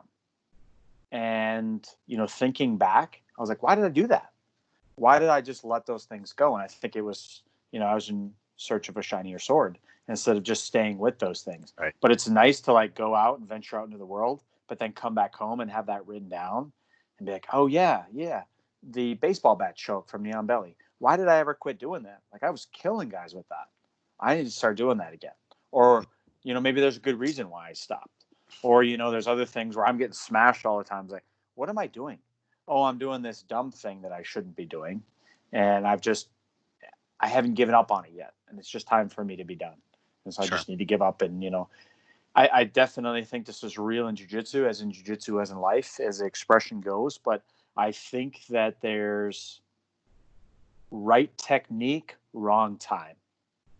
So I remember one of the first times Seneca came to do a seminar at our school, and he was teaching just wild stuff to me. And I was a white belt. I was like, what the fuck is this guy? So he's doing lasso guard. He was doing leg locks. Oh, he was doing all sorts of crazy open guard passing. And I mean, we were doing, fundamentals at the time, and it was very basic fundamental jiu-jitsu. And I was like, man, I didn't retain any of it. at the time, right? Because it was the Yeah. right techniques. It was just the wrong time. And I think there's different guards that I've played where, I went after them and it was just, all right, right technique because I'm playing them now, but it was just the wrong time in my development. I think the same about leg locks as I took on leg locks a little too early. So then I had to take a break as a white belt and then come back to them as a purple belt. And that was right technique, right time. So keeping those things in mind, that not always just throwing things away, but maybe just making those notes. Like, how do I feel? What's working for me? What's not working for me? Maybe why isn't it working for me? And maybe those are the questions I seek out. Or like you said, where I think one of our last sessions we had, you said something to me like, "Hey, I'm playing collar and sleeve on right side." Something I want to talk to people about is, why are you playing that on your right side? And that was something that I said to you is, most people pass to their right side, right? And so what you want to do is you want to develop a guard system as a purple belt that attacks that side, right? So you want to have a primary setup that attacks that side, because if you take away that left hand, right? And I mean, most people are going to set up, they're going to control you with that left hand and pass to their left side, right? But if you can stop that off your right side, right, it's very empowering, right? Because now what are they going to do to go to that other side? Most people don't know enough passes to that other side because this one pass has already worked. But you were telling me, hey, I'm getting this set up really well, right? And so the idea with the system, I just bypassed that. The idea with the system is that we have different attacks for each side. So it starts with a collar and sleeve on your right side, and then you play a game. And based upon what they do, you can switch to different guards on the left side, or you can stay on the right side. But it's more, I don't like to characterize guards as De La Riva or Spider. It's collar and sleeve. So I have these two grips, and based upon these two grips, I'm going to attack you. And then if you step up with your left leg and do a split squat stance, maintaining those two grips, I still have things I can do. If you do the opposite, so now you kind of turn away from me, now I can switch to a different grip. I like to maintain the grip on my opponent's left sleeve and then the pant on their right sleeve. And now I play from there, right? And so now there's a lot of different things that open up from there. I can play deep De La Riva X, but I don't consider like, okay, now I'm going to go play this. I'm still playing the same guard system. Right. But I'm you just didn't intend it. But you were like, you're not like, I want to go play De La Riva X. It's what my partner started with gave collar me. and yes, and that's the thing that, like, when people have been asking me how to start implementing some of this stuff in the guard, it's like, well, you have to understand the context here. We're thinking about it in quadrants. If I'm set up on this side and they're in this position, this is the appropriate reaction. So I'm not just saying, okay, I'm going to do De La Riva no matter what. I'm not doing that at all. It's if I'm set up on the right side and they step up with their right leg, then I should De La Riva that one because they're telling me to De La Riva them based on the positioning. And that was eye-opening for me as I started putting this stuff into practice, because I could get into the hub and set everything up consistently. And then it was the system. If I was trying to do that and then I would just randomly grab the left side, I'd have to basically transpose the entire system and flip it. And it's really hard to do that because you're going to have your tendencies, you're going to have your muscle memory. Right. And I think if you're setting things up consistently, then it allows you to create a more sturdy system that can handle different things. But then it also lets you go deeper on the details of it because it's consistent. So part of the challenge that you were talking about was I was getting set up, but people were still maintaining a control on my pant leg and doing a Toreando pass to my right side, their left side, and that was the problem. And your point was, well, so you're having a problem with that grip, so you need to break that grip before, and it's a timing issue, not a structure issue. And I was like, oh, okay, that makes more sense, because I was focusing on the structure, and it wasn't the structure, it was the timing.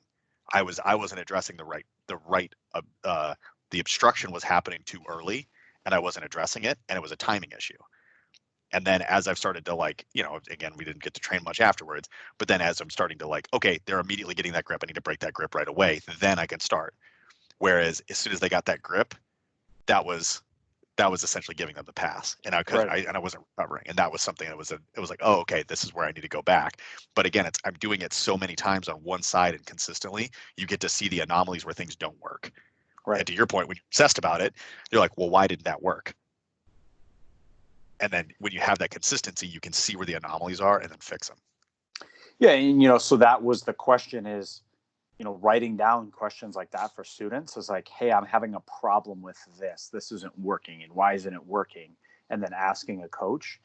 So my memory of that is a little bit different, where you were showing me like, hey, what do you think is as they start to pass with that grip, if I swim my right foot inside on the bicep, and so yeah, okay, they have a grip on my pants, but now I'm almost using like a double lasso situation, so I can keep my knees Oh, close yeah, to yeah, my sure. chest. Yep. Yeah, and I was like, yeah, I like that. Where okay, so yeah, we're starting to get out of the headlights of the knees, so we're not playing guard anymore, and now we're going back to a guard retention scenario to maintain that position so we can reset. It's like, Yeah, yeah, because that's super effective. I think that was some of the Mikey Musumeci, Right. some of the retention stuff, because it was like I was trying to take some of his guard retention but apply it to my system. Let me ask you something. I watched. I've really gotten into during all this. I watched a video. It's actually an interview with the guy Heath. He's the guy who does the Daisy Fresh stuff, and they Yeah. were asking him about like techniques, technique videos, all this stuff. He says, "Here's the deal: is I watch matches because I want jujitsu that works in competitions." And so I watch matches. And so if I can see somebody pulling it off in a match, then I'll go find their instructional and I'll watch that for that technique. And, Gordon actually said something in this in one of his interviews too. He said, a lot of these guys, they fill their instructionals with stuff to sell money. So they probably have like one or two main techniques they use in competition a lot, but two techniques isn't going to sell most DVDs, right? So they're going to put a bunch of fun stuff on there, like Instagram-esque, where we Yeah. we kind of have fun with this, where you send me videos and I'm like, nah, man, that's bullshit. Oh yeah, like, it's the skeptical emoji. It's what I get back. It's like, right. And we know? certainly did that. I mean, that was a couple of years ago where we made a bunch of leg locks videos, and I'm like, man, probably like maybe one of those would actually work in a competition, but the rest of them were just fun, dumb Yeah, stuff. they're fun. Yeah, it was just like, all right, let's just check it out. It's just fun, and we put them to music, and that's mostly what technique videos are, right? So it's like, man, I want stuff that works in competition. So I've been watching a lot of matches, and then matches kind of got like boring to me. But recently, what I got into is match breakdowns, right? So on Flow Grappling, they have that one where Michael Musumeci and the Saturday breakdowns with him and Lankiker. Yeah, and so good. Mikey in small doses. I mean, he can kind of get a little wild sometimes, and he just starts going off on these tangents. And like, I watched 3 last night, and on the third one, I was like, all right, I gotta shut that off because it's getting too much. Yeah. But I watched his. He broke down his match with Muhammad Ali from Euros, and so here's my question: unpopular opinion, maybe hot take. Does size matter in jiu-jitsu? Yes. Size matters. Absolutely. But technique can overcome size. I don't think it has a great batting average, but it can overtake. That's why you see guys like so Mike Musumeci, he has done well against larger opponents and even at high levels, and I think he'll continue to do that. Do I think he's going to go win double gold at Worlds at that? Probably not. Just because, I mean, just the pure data side of it. Is he an outlier because he's a multiple-time world champion and he's like 22? Yeah, he's an outlier. But there's also, you look at the history of jiu-jitsu, the guys that win, like Bruno Malfacine isn't going out and submitting 185-pound black belt world champions. Right. But he's not competing. He's not doing it. But I think if they went and rolled, I don't think it's probably going to happen. Right. That being said, Caio Terra, he's a guy who's actually gone out, won open class, he's won open class championships at black belt. Again, he's 135 pounds. He's going out against, monsters and joking them out. He's legit. They're outliers, yes. size matters. Aggression absolutely matters. As someone who is a smaller person who is, I would say I'm fairly technical, it's going to be a struggle for me most of the time against someone who is my level or better if they're my size or bigger. I can do well against someone who is larger that's maybe less skilled, but I'm still going to have a hard time against that person most of the time because I don't have that much of a skill disparity against someone who has a size disparity against me. In order for me to have that, I have to have even a more exponential skill set. So if there's a really big white belt, I can do really well against a big white belt. Unless they're extremely athletically gifted, they're probably not going to, it's going to be hard for them to pass my guard. It's going to be hard for them to submit me unless they've been training or they've got some sort of background in wrestling or something like that. It's probably going to be hard for them to do that. But like looking at the highest levels, I mean, even within divisions, you see that it's like razor thin advantages, Right. at more technical levels. You go up one level and it might not be competitive because if you get like Lucas Lepre versus, someone who's 135 pounds, that guy is, super, super high level world class at his weight. And he goes against someone else. Is it possible for that person to beat them? That's smaller? Sure. Are they going to beat him 9 times out of 10? Probably not. Not unless they are an absolute 1%er at their division, and they also train against people that are larger. Because it's a different thing. If you have someone who's a small person going against someone who's larger, they have to train against those people regularly. When Mikey's going in and doing these open classes, Gordon was one of the first people that he trained against that was above featherweight because Right. he even said that he's like, yeah, it was the first time I've trained against somebody who's that much bigger, and it gave me some confidence that I could do well against Gordon, so might as well go against some of these other beasts. And to Mikey's credit, I think it's, even if he doesn't go out and win, I think it's admirable for me with his character that he's in the position that he's in and he's willing to go and take and put that risk out there just to prove that his jujitsu is legit. Because I think that's what that's the basis of jujitsu is. I'm willing to go and put myself out there because I believe in my technique. And it's kind of that warrior spirit thing, as opposed to there's a lot of other people that maybe they say a lot of shit, but they duck everybody else and they won't actually show up because they don't want to have that, they'll mark on their resume. They don't want to have to face their students if they lose, all this other shit. Whereas I think it's more admirable to have those guys that are like, no, I'm willing to, I want to go out and train. I want to see what happens. Those are the people I like, Man, it was interesting to hear him talk about that. And so I think there's a caveat in there in that, and you already explained it, but he said, I have systems in place for people my size. So he said he's broken down every position to question and answer format. So if this person does this, I have an answer for that, right? And he said when he went against Muhammad, that was the first time he went. And you got to think like this is the difference between the turkey and the hippo, right? Is Muhammad's a hippo? Yeah, man.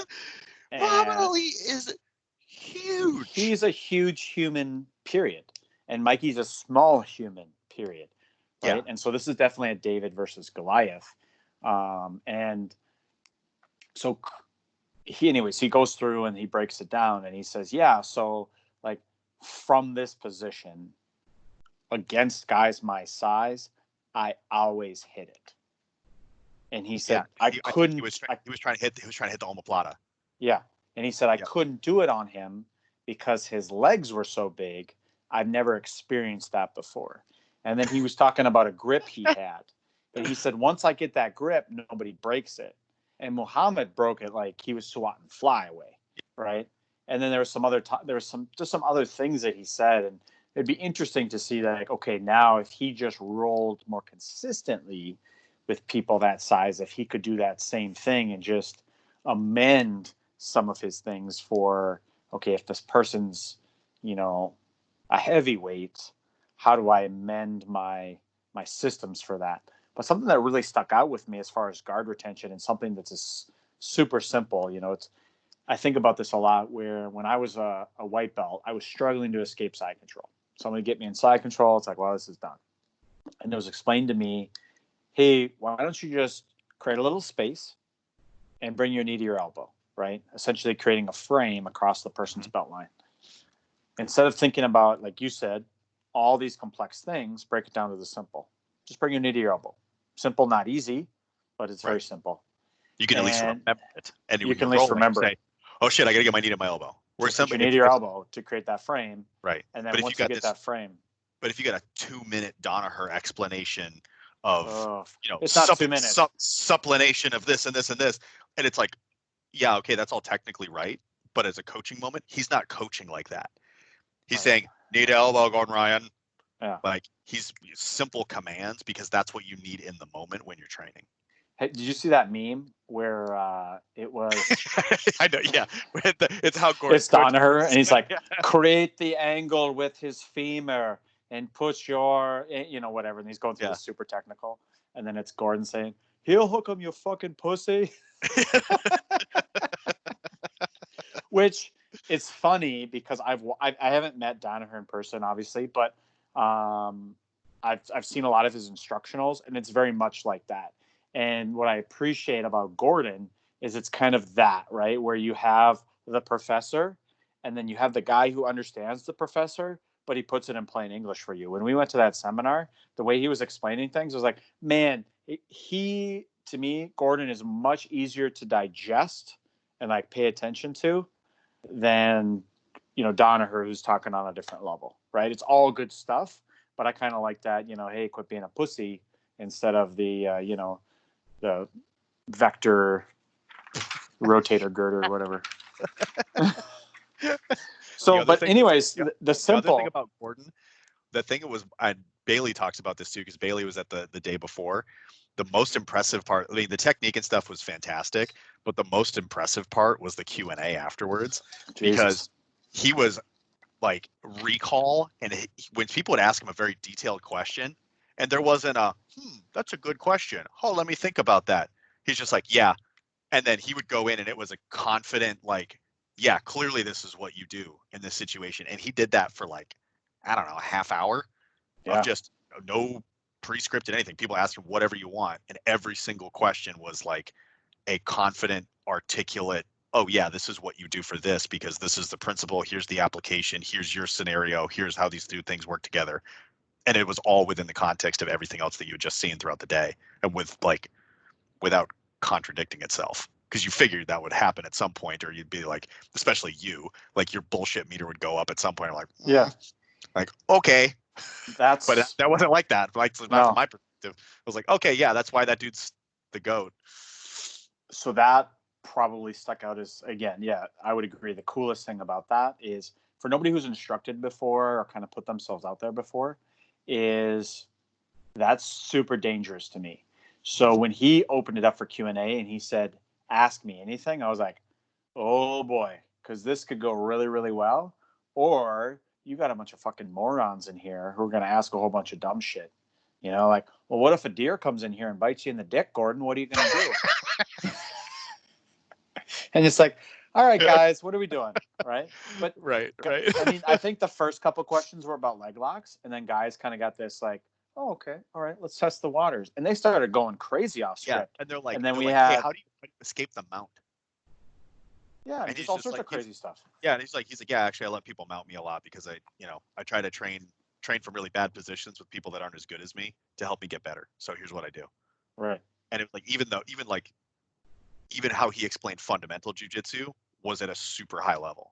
Right. Which is really cool too, because it's like, yeah, if that guy goes in and teaches a level 1 class, it's probably going to be friggin' awesome. Right. Yeah. Yeah, and it just like opening up to those questions is like super. I was like, oh man, this could go a lot of different ways. And people were asking about his matches, and like you said, he was recalling his matches and what he did.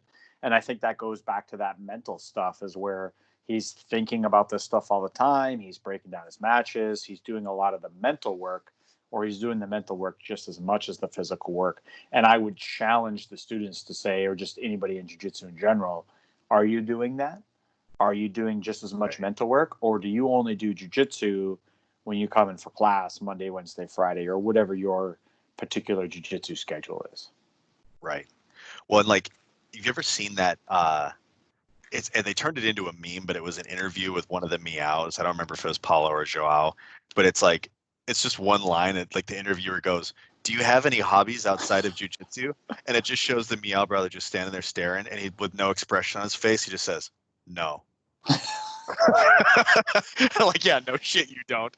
Like, you and your brother freaking are on jujitsu mats, 18 hours a day, just berimboloing the shit out of each other, and they don't do anything else. Like, they're probably not functional members of society, but they're one percenters of one percenters of black belts. This came up, and I forget the presidential candidate. It was he was a doctor, like the top neurosurgeon in the country. Do you remember this? Are you talking about Ben Carson? Ben Carson, yes. Yeah, the Republican guy. So the conversation came up, and I know this was some online stuff. Is he's this like top neurosurgeon, whatever. He's the best guy at what he does in the world, or something like that. He has some like where he's the best, right? And somebody was picking him apart because he must have gave this interview, and he had a picture of Jesus above him. But what was weird about the picture of Jesus was that it looked exactly like him. So like he thought he was Jesus. I don't know what it was. Oh, he had like an interpolation of himself as Jesus. As Jesus Christ. But there was like this weird thing where people were like, okay, how did I miss this? You're like so smart in this one area. And it wasn't about the Jesus thing, but he made a comment about something else. And somebody's like, and how are you so dumb in that other area? And, it made me think about a Marcelo Garcia interview where somebody asked him about that same kind of thing, like functioning member of society. He's like, here's the deal, man. It's like, to be great at anything, like you have to become so obsessed at that one thing that there's like, there's no way that you're going to, probably know how to cook meals or know how to mow your grass. It's like, no, I don't mow my own grass because I don't know how to do that, but I'm the best in the world at jiu-jitsu. But that's what it takes, right? You have to be obsessed. You have to be doing it all the time. I got to imagine like Gordon over the last 5-6 years, has he really been doing much else than jiu-jitsu to become the best in the world? I would bet that lifting weights and arguing on Instagram about his jiu-jitsu accomplishments. That's all that guy does. So let me ask you this. What do you think the promotional strategy is for these guys? So I watched the UFC breakdown for 249, and El Cucui's on there, right? Ferguson. And have you seen that Key and Peele they did about the fighters? The two fighters. Yeah. And it's the one guy, and he's like, Jesus has blessed me, and I'm coming to fight you, and I will kill you. And he's talking to the other guy. Yeah. And so I'm watching, and Ferguson never takes the glasses off. Nope, and so he's got the glasses on. I'm like, man, what are you doing? Why you got the glasses on? And why are you doing all the goofy training shit? And dude, that video of Sean O'Malley making fun of him, dude. I almost burst a vein in my head. I was laughing so hard because he's running around. He's got a joint in his mouth, and it's just like punching through just doing stuff. Dumb shit. It's like flying, kicking stuff, running around, and he's just like, the caption was so like earnest, where he's like, "Hey, shout out to El Cucuy for the motivation. Love to train with you sometime, dog." And then, man. I'll give it to Tony, man. Like, obviously, he's super good at fighting, right? And it's probably that where he's doing all this weird 12 shit. wins in a row in the UFC at that level. Yeah, that's hard to beat. But I wonder, like Gordon, like, what's the promotional strategy here? What are we doing? Where you're just talking shit to everybody? Is it just staying relevant? Is it? Oh, did you watch the interview with him and GSP? Oh yeah. Like, for him, he's the modern version of a heel, and he's using he's a really like an insecure middle schooler in the body of one of the greatest grapplers of all time. But he acts like that, but he's like, it's like a little vein that he can poke, and it probably comes from like a deep sea. Like there's something there, but it's clever because he drives more engagement. We're talking about it. Like, just any casual fan is be like, it's basically the same thing with Mayweather or McGregor or people that are the needle movers in their sports. Like, if you have the prerequisite of being the best, then you take this extra thing to get you talked about. And most people, like, GSP is an absolute gentleman as far as I can tell. Like, dude, it's like martial artist, like didn't want to disrespect people, just wanted to be really good at what he did. His biggest thing was that people were like, there wasn't really a compelling reason to watch him other than the fact that he was so good. Right. Whereas other people, it's like pro wrestling style. You're going to tune in to watch whatever crazy shit The Rock's going to say, or you're going to tune in to watch Stone Cold because he's going to, you don't know if he's going to throw some beers on somebody and stun or someone or what he's going to do. Even though it's like, yeah, he's not a role model. You don't want your kid to be like that, but he's making a hell of a lot more money as a result. Right. And especially in a sport where you don't make, like, it's, I mean, and he's going after everybody that, you know, the sacred cows, right? Everybody that you shouldn't talk about. And he's like, no, you get the smoke too. Everybody gets the smoke. But I would venture to guess, after talking with him, you know, I'm not talking with him in like we sat down and had a conversation, but, you know, having him come around at that seminar and, you know, I asked him a couple questions. I think that's definitely like a Conor McGregor thing where that's a role he plays 100%. on TV. Yeah, I think there's definitely a lot of that's natural to his personality, but I think he's like, because he's outwardly also one of the most, I think, gracious with his time. And I think that's part of the reason that he has a lot of the fan base that's so rabid about it, because I mean, that dude will sit there and take hundreds of photos with people at just some random jiu-jitsu tournament because his fans like, oh shit, the king's here. And he takes the time for him. You know, at the same time, like, yeah, he's roasting everybody and saying all this crazy shit online and making a lot of people hate him. He also has probably 10 times that amount of people that are going to show up, pay money for stuff, and defend him and like dox your your meme page if you're like Ruth Chris Steakhouse and you give them a bad experience, and they're just like, "How dare you do that to the king?" Man, I was watching another interview with him. I think it was not on his show. Like now he has his own show, but they went through like 3 or 4 places that he's done that with. Oh yeah, that he's just got his fans after, and it's like, Jesus, man. It's like that stuff. It's really hard for me to support like ridiculous shit like that.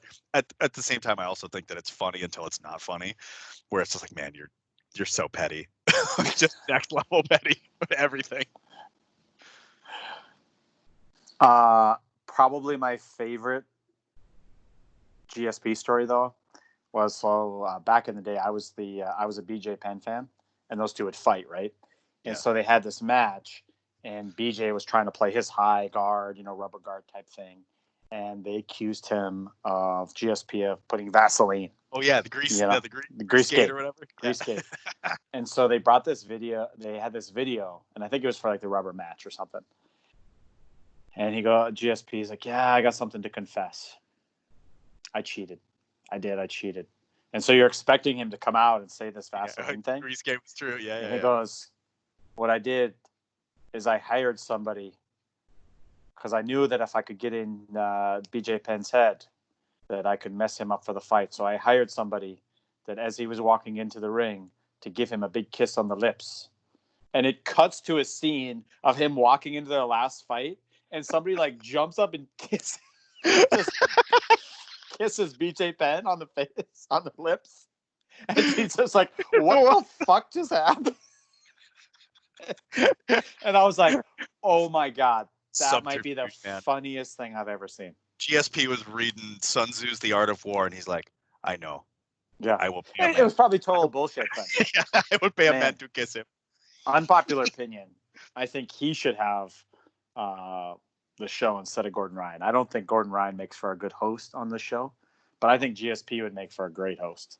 He's such an interesting guy. Like, I tried to find his Joe Rogan one. I couldn't find it, where he's talking about aliens and shit. Oh yeah. Did you hear that? Dude, I watched that whole thing. It's amazing. It's amazing. Like that's one of the first like long form interviews I've ever seen of GSP. And he talks about what was his quote? Sometime I get so dark in my head. like what? And then he starts talking about like, yeah, aliens like come to visit me at night, and I think they took me someplace, but this is the first time I talk about it. I'm like, hold the fucking phone. You were fighting for world titles and you were concerned about being abducted as if you were on the X-Files. That's the same thing, man. Man, the story that fucked me up was for Ross. He's like, yeah, so we're going to this fight, and it's time for us to go to bed, so we close and lock the door. And GSP, George puts his foam roller by the door. And Frost is like, "What are you doing?" And he goes, "In case you get abducted tonight." And he goes, "Well, what would that matter?" Because he's like, "Well, the foam roller would move." And he's like, "Well, we're not going to get abducted." And he goes, "How would you know if you got abducted? If we wake up in the morning and that foam roller is not right by the door, then we know we got abducted." And I'm sure Farouz was like, Yeah. Holy fuck, he's got a good point. Sleep tight. All right. See you in Nightmare Land. Man, how long have we been going here? Let's answer this last question here from Mike. I think Bailey wants to know who has a better knee slice. Who has a better knee slice, Shehan or Rafa Mendes?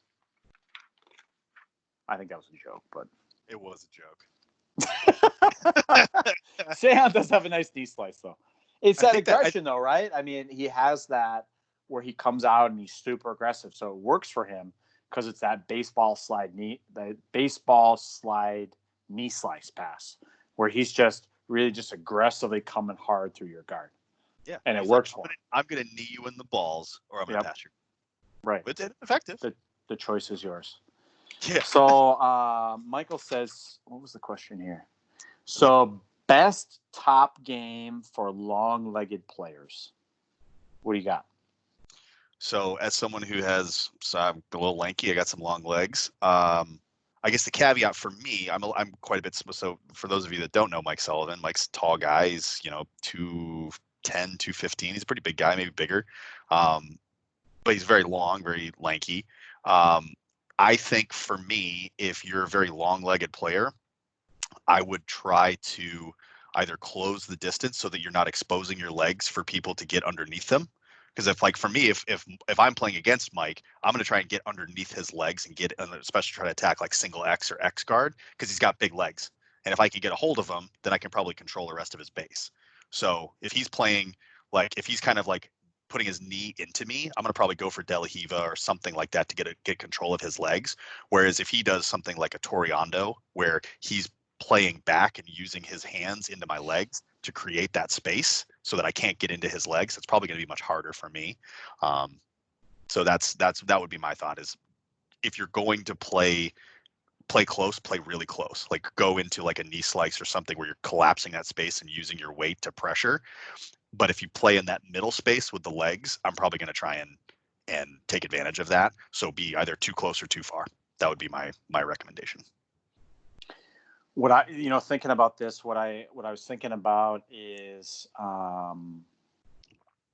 guys going for Darcis, right? Guys going for guillotines, just using those long arms and just harassing the person's neck, arm, whatever it may be. So if I was in a gi situation, I'd be using that where, because I have that long body, those long arms, I can sit in a knee slice or a hub and I can start to set my grips.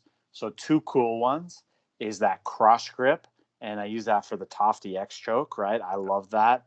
And so you can really control somebody. A good guy to watch is Homo Baral. He does that, where he comes through and he bases his whole top game off that. Another good guy to watch for Michael would be Lovato Jr., where his whole thing is setting up grips before they matter and then using that one grip to transition through the positions and eventually choke you. Another cool one that I saw was I was watching a breakdown.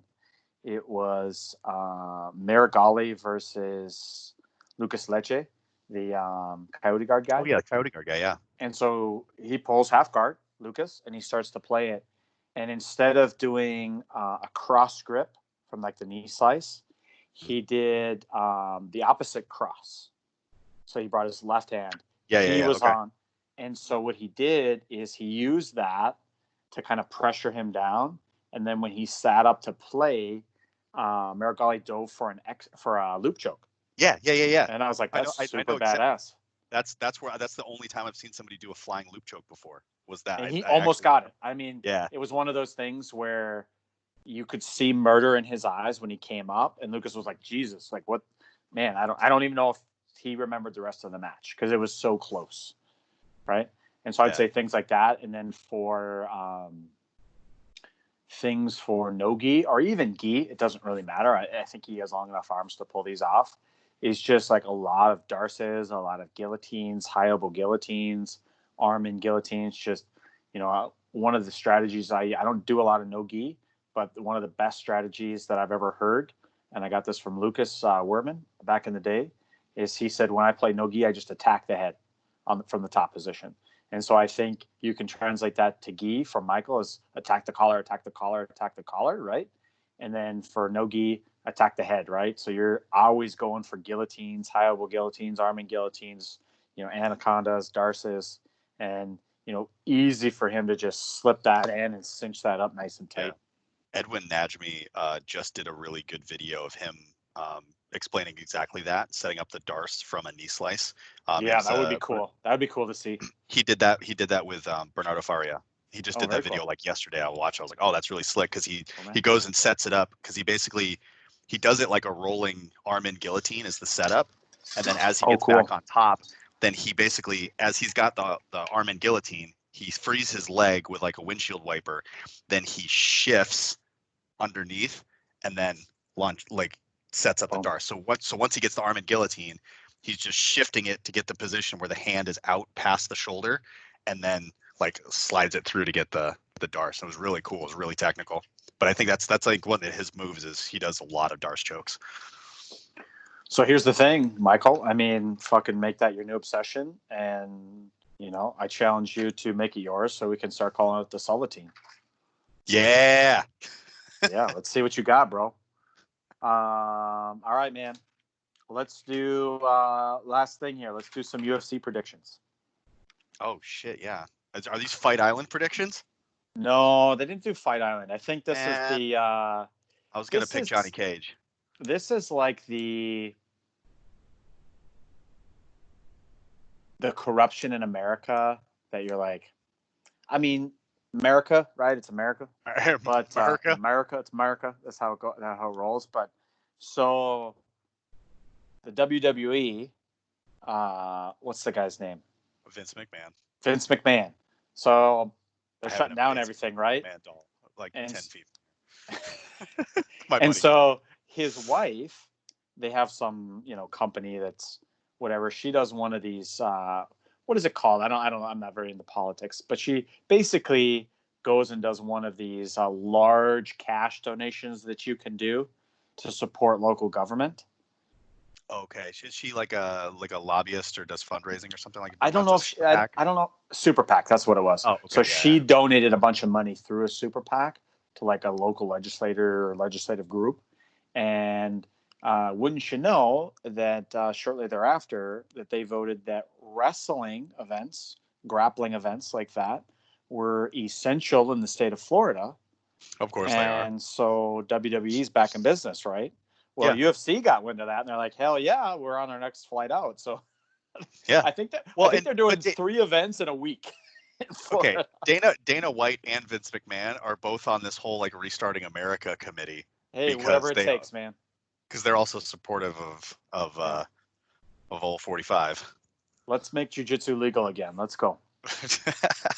All right, so Jacksonville, Florida. Main card. Tony Ferguson, Justin Gaethje.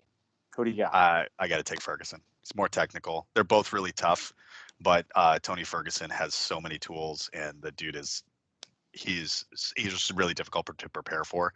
He has extremely underrated jiu-jitsu. I think most people they get caught up in the weirdness and like him being tough that they forget that he's like one of the best 10th planet guys, if not arguably the most accomplished 10th planet guy, because he's done it at the level at UFC. Like he's legit on the ground, and he just slices people up. He's hard to prepare for. Gaethje's tough as fuck, but I think he's probably gonna get smoked. Just because I'm gonna say Gaethje. I think Gaethje comes out and he's the younger fighter, and he gets him once and he knocks him out. Probably 9. I wouldn't be upset. I wouldn't be upset with that because I would say probably like 9 times out of 10 Ferguson wins, but this is going to be the 10th time where Gaethje catches him. I'm feeling it. Into it. All right. Henry Cejudo, man, that dude. What they call him Triple the C. cringe, right? I mean, Yeah, the cringe. Is he into that? Yeah. The fucking got 2 belts on. I mean, he looking jacked though, right? I don't know what he's on and what he's been doing, but Dude, I saw a thing with Daniel Cormier where they were talking about that. Like, people, again, he's one of those guys, like, because of his persona, you forget that dude is a 1%er of 1%ers when it comes Yeah. to grappling. Like, for sure. he started into the Olympic training program when he was 16 years old. He was wrestling Jesus. grown-ass Division I, best of the best wrestlers when he was still in high school, and that's where he started. Right. Like, fuck, man. And then you take that same kind of discipline. Again, you get that good at one thing, and then you apply it to something else. Here we are. Sprinkle I'm a little going. bit of weirdness on there for marketing. Shit. I'm going Dominic Cruz. I want to see Dominic Cruz win. I would love to see that. I've always been a fan of Dominic's, just his approach to just fighting in general, and I think he's a great analyst. But I think it'd be really cool to see him come back, especially all the plantar fasciitis stuff that he's had, and just general kind of injuries. It'd be cool to see him come back. All right, man. My phone's dying. What do you got? Anything? No, housekeeping stuff. Make sure to follow us on the gram, Not Your Restaurant. Then like and subscribe on the YouTube channel. I'm not gonna make a friggin' Facebook page for it. Like, no, like okay, boomer. I'm on Facebook enough, and it's just like, that's enough. We're on the gram, we're on the YouTube. I'm still working, so I know people have been asking about getting the podcast as an RSS feed. There's some logistical challenges to doing that we're trying to work through. Basically because I have all of this stuff hosted locally, and so being able to get everything ported over, get the audio, it'll just take me a little bit of time. And frankly, I'm busy, so you guys are just getting it on the YouTube. Too bad, this is free. So we'll try. I still want to be able to get everything onto an RSS feed so everybody can consume it on the audio side too. But awesome. Yeah, we got some fun guests and stuff planned in the future. If you guys got some suggestions or cool things you guys would like to see us either talk about or people to have on the show, please let us know. We love getting messages and feedback from everybody. We encourage your participation as part of this because we're doing all this shit for you guys. So just let us know what you want to hear. I'm having fun. Too. Don't get me wrong. I like shooting the shit with you too, but we're out here trying to get the eyeballs on the internets, man. Right. It's hard work. Let's go. All right. Thanks, everybody.